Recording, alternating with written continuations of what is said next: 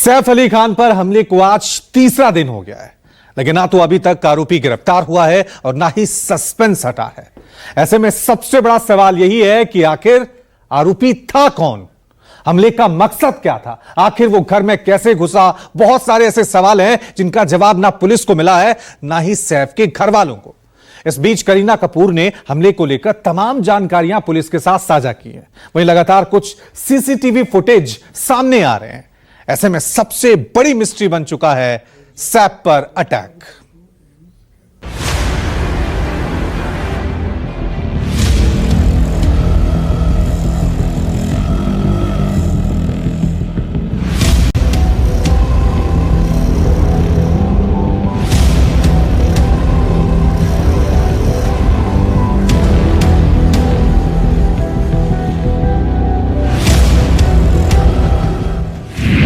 हमले के वक्त सैफ के घर में क्या क्या हुआ था,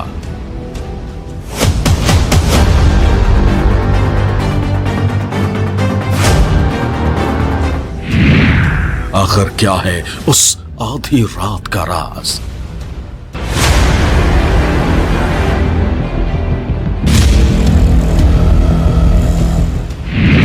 सैफ के घर में वो हमलावर कौन था,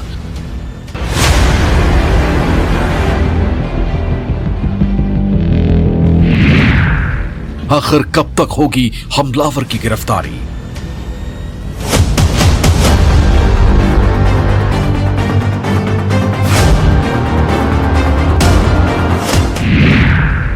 तस्वीरें दे रही है गवाही, आखिर क्या है कहानी।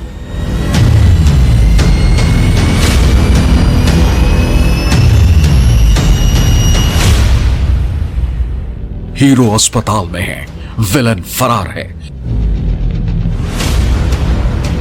सैफ अली खान पर हमले का मामला जितना सीधा लग रहा है उतना है नहीं। सवाल कई हैं, लेकिन घंटों के बाद 2 से 3 दिन बीत जाने के बाद भी हाथ खाली हैं। और ये सब सवाल इसलिए क्योंकि अब तक सैफ अली खान पर हमले को लेकर कोई खुलासा नहीं हो पाया।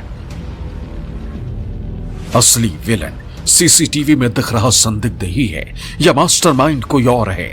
मुंबई पुलिस के पास अभी तक किसी भी सवाल का कोई जवाब नहीं है। दूसरी तरफ लगातार आ रहे सीसीटीवी फुटेज इस मामले को और पेचीदा बना रहे हैं। वो बार बार दिख रहा है लेकिन पकड़ में नहीं आ रहा। वो पुलिस को छका रहा है, खुलेआम चुनौती दे रहा है। सैफ के अटैकर का होलिया बदल प्लान। सैफ अली खान पर हुए अटैक की मिस्ट्री हर बीतते घंटे के साथ उलझती जा रही है। हमलावर सीसीटीवी फुटेज में बार बार दिख रहा है लेकिन वह पुलिस की पकड़ में नहीं आ रहा। अब सामने आए 2 नए सीसीटीवी वीडियो ने इस केस को और पेचीदा बना दिया है। हमलावर की चाल और उसके हाव भाव इस बात का सबूत थे कि सैफ पर हमले के बाद उसे कोई फर्क नहीं पड़ रहा है। सैफ को चाकू से गोदने के बाद हमलावर ने न केवल कपड़े बदले बल्कि खुलेआम मुंबई की सड़कों पर घूमता रहा, मानो वो मुंबई पुलिस को खुलेआम चैलेंज दे रहा हो कि दम है तो पकड़ कर दिखाओ।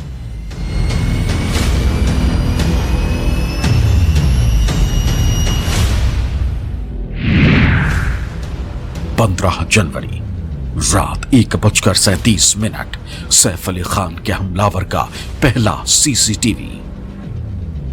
आधी रात का वक्त था। सीसीटीवी फुटेज में हमलावर सीढ़ियों से ऊपर चढ़ता दिखा। ये वो पल था जब अपराधी अपनी साजिश को अंजाम देने जा रहा था। जब सैफ अली खान की बिल्डिंग की सीढ़ी से हमलावर ऊपर जा रहा था तो उस वक्त घड़ी में 1:37 का वक्त था। इस दौरान उसने जूते नहीं पहने थे और चेहरा गमछे से ढका हुआ था। इस फुटेज से साफ है कि वो बेहद सावधानी से दबे पांव बिल्डिंग में दाखिल हुआ।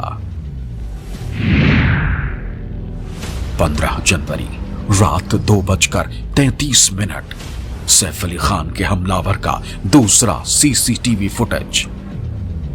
पहले सीसीटीवी के ठीक 56 मिनट बाद वही हमलावर सैफ अली खान की बिल्डिंग में सीढ़ियों से उतरता दिखाई दिया। इस बार फर्क सिर्फ इतना था कि इस बार उसके कदम तेजी में थे, वो अपराध करके भागने की जल्दी में था।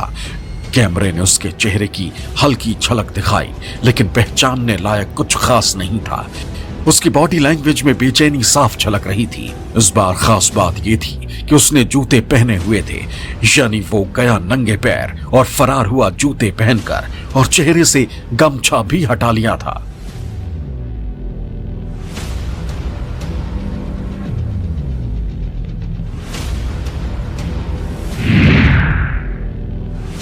जनवरी सुबह 7 बजे सैफ अली खान के हमलावर का तीसरा सीसीटीवी फुटेज। सैफ अली खान पर अटैक के करीब 5 घंटे बाद आरोपी बांद्रा की गलियों में नीली शर्ट पहने घूमता हुआ कैमरे में कैद हुआ। उसकी चहलकदमी बेहद सामान्य थी, मानो वो कोई अपराधी नहीं बल्कि एक आम राह चलता शख्स हो। उसने नजरें झुका रखी थी। इस सीसीटीवी ने हमलावर की पहचान का एक और सुराग दे दिया। अब तक यह साफ हो चुका था कि उसने रात भर कहीं छिपकर सुबह होने का इंतजार किया। 16 जनवरी सुबह 9:05 सैफ अली खान के हमलावर का चौथा सीसीटीवी फुटेज। हमलावर बांद्रा से दादर पहुंच चुका था। चौंकाने वाली बात यह थी कि सैफ अली खान पर अटैक के बाद उनका हमलावर बेफिक्री के साथ ईयरफोन खरीदता हुआ नजर आया। उसने अपने चेहरे पर डर या घबराहट नहीं दिखाई, बल्कि नॉर्मल कस्टमर की तरह दुकानदार से बात की। वारदात को अंजाम देकर भी उसने खुद को सामान्य दिखाने की पूरी कोशिश की। ईयरफोन खरीदने की यह हरकत शायद उसकी प्लानिंग का ही हिस्सा थी। बॉलीवुड अभिनेता सैफ अली खान पर जो हमला हुआ है, इस मामले में मुंबई पुलिस और क्राइम ब्रांच ने अपनी जांच तेज कर दी है। अब तक कई लोगों के बयान दर्ज किए गए हैं, लेकिन आरोपी अभी भी पुलिस की गिरफ्त से बाहर है। इस वक्त हम मौजूद हैं मुंबई के दादर इलाके में, और बीती रात 9-10 बजे के बीच मुंबई पुलिस और क्राइम ब्रांच के अधिकारियों ने दादर के कुछ दुकानों की छानबीन की है, कुछ दुकानदारों से पूछताछ की है। ये इकरा मोबाइल शॉप है, जहां पर सूत्रों से जो जानकारी मिली है उसके मुताबिक पुलिस ने इस दुकानदार से पूछताछ की। बताया जा रहा है कि आरोपी इस वारदात को अंजाम देने के बाद अगले दिन सुबह जो है 9 बजे के करीब इसी दुकान से उसने हेडफोन खरीदे थे। हालांकि यहां पर अभी दुकानदार जो है दुकान बंद करके चले गया है, क्योंकि यहां पर मीडिया का जमावड़ा लग गया था इस वजह से। और बताया जा रहा है कि 9 बजे के आसपास उसने यहां से हेडफोन खरीदे और बाकायदा उसके पेमेंट किए, और पेमेंट करने के बाद हेडफोन खरीदने के बाद आरोपी यहां से दादर स्टेशन की तरफ बढ़ा। आप देख सकते हैं कि दादर स्टेशन सामने है और यहां महज 50 मीटर की दूरी पर दादर स्टेशन है। यहां पर उसने हेडफोन खरीदा और पुलिस को शक है कि हेडफोन खरीदने के बाद आरोपी ट्रेन से किसी अन्य जगह की ओर रवाना हो गया है। फिलहाल इस पूरे मामले की जांच जो है मुंबई पुलिस की टीम लगातार कर रही है, क्राइम ब्रांच की टीम लगातार कर रही है। 35 से ज्यादा टीमें जो है वो गठित की गई हैं। कुछ टीमों को मुंबई से बाहर भी आरोपी की धरपकड़ के लिए भेजा गया है। जिस दुकान से आरोपी ने ईयरफोन खरीदा था, वहां भी उसने नीले रंग की शर्ट पहन रखी है और पीठ पर काले रंग का बैग लटका रखा है। सैफ अली खान पर हमले के बाद वो सड़क के रास्ते निकला, थोड़ी दूर पर ऑटो पकड़ा। इसके बाद बांद्रा रेलवे स्टेशन की ओर गया। बांद्रा स्टेशन से दादर पहुंचा, वहां मोबाइल की दुकान पर ईयरफोन खरीदा और वहां से ट्रेन पकड़कर पालघर की ओर चला गया। हमलावर लगातार अपनी लोकेशन बदल रहा है। वो सीसीटीवी कैमरों में तो कैद हो रहा है, लेकिन पुलिस के शिकंजे से अब भी बाहर है। सैफ अली खान पर अटैक की मिस्ट्री दिन बर दिन गहरी होती जा रही है। जानकारी पूरी है कि आरोपी कैसे भागा, कहां गया और कहां कहां दिखा, लेकिन पुलिस के हाथ खाली है। सैफ अली खान पर अटैक करने वाले आरोपी ने शायद सोचा होगा कि वो पुलिस के रडार से बच निकला है, लेकिन हर कदम पर लगे कैमरे उसकी क्राइम स्टोरी के गवाह बन रहे थे, और इन्हीं कैमरों ने उसकी एक और चाल पकड़ ली। और वो चाल थी उसके हुलिया बदलने की। यानी अपराधी जिन कपड़ों में वारदात को अंजाम देने पहुंचा था, अटैक के कुछ घंटे बाद उसने अपना हुलिया बदल लिया, उसने कपड़े बदल लिए। वो लगातार पुलिस को चकमा दे रहा है। हमलावर पुलिस को चकमा कैसे दे रहा है, इन तस्वीरों के जरिए देखिए। पहली तस्वीर वारदात के वक्त की है, जब आरोपी काली टी शर्ट और गले में गमछा पहने हुए नजर आता है, लेकिन यही हमलावर 5 घंटे बाद एक दूसरी तस्वीर में नीली शर्ट में दिखता है। न केवल उसने कपड़े बदल लिए थे, बल्कि गले का गमछा भी गायब था। इससे साफ है कि उसने अपनी पहचान छिपाने के लिए पहले से प्लान बना रखा था।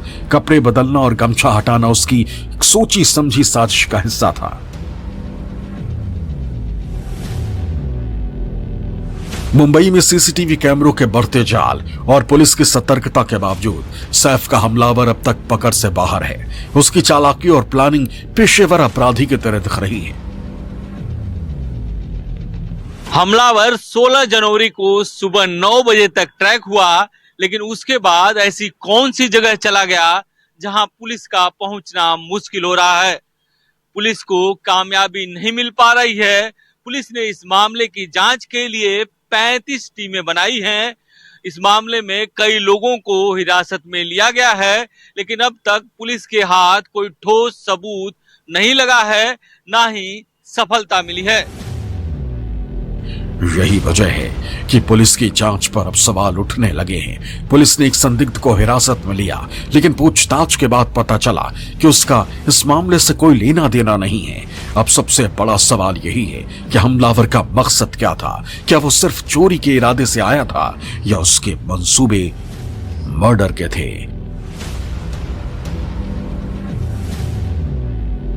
मुंबई पुलिस और क्राइम ब्रांच के बड़े बड़े अधिकारी सैफ अली खान के हमलावर को खोजने में जुटे हैं, लेकिन हमलावर पुलिस और क्राइम ब्रांच की 35 टीमों को पिछले कई घंटों से लगातार गच्चा दे रहा है।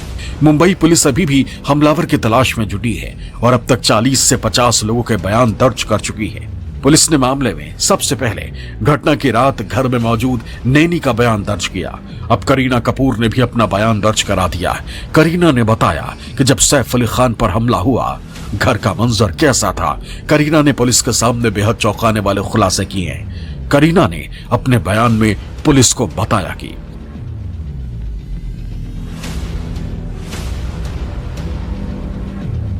आरोपी जब घर में घुसा था तो वो बहुत ज्यादा अग्रेसिव था, लेकिन घर से उसने कोई भी सामान नहीं चुराया। करीना ने अपने बयान में बताया कि जिस वक्त हमलावर सैफ के साथ हाथापाई कर रहा था, उस वक्त आरोपी बेहद अग्रेसिव था। परिवार किसी तरह हमलावर से बचकर घर के 12वीं मंजिल पर जाने में सफल रहा। घर में ज्वेलरी सामने ही रखी हुई थी, लेकिन हमलावर ने उसे हाथ तक नहीं लगाया और बिना कुछ चुराए ही वहां से फरार हो गया।